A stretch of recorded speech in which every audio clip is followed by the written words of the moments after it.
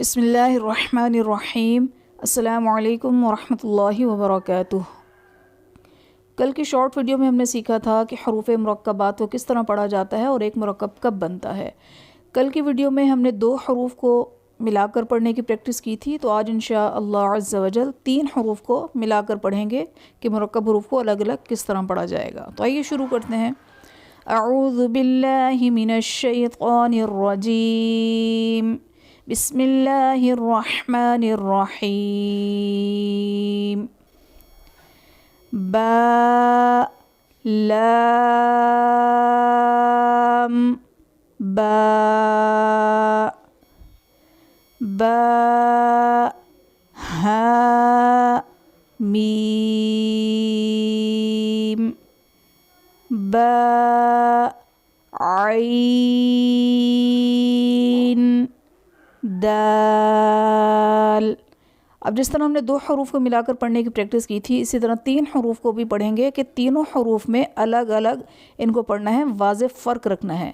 عین کی ادائیگی میں حمزہ کی آواز نہیں آنی چاہیے، با عین دال نہیں پڑھنا ہے، با عین دال، عین حلق کے درمیان والے حصے سے ادا ہوگا، تو اس لیے مخارج کی درست ادائیگی کے ساتھ پڑھنا ہے۔ عین با دال حا میم دال ہا لام کاف جا ہا با خا طا فا ثا میم نون حا سین نون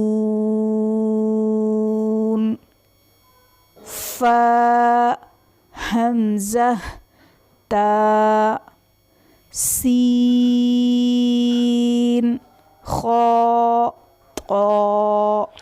امید ہے آج کا یہ شارٹ آپ کو سمجھ آ گیا ہوگا۔ اگر کچھ بھی پوچھنا چاہیں تو ان باکس میں پوچھ سکتے ہیں۔ السلام علیکم ورحمۃ اللہ وبرکاتہ۔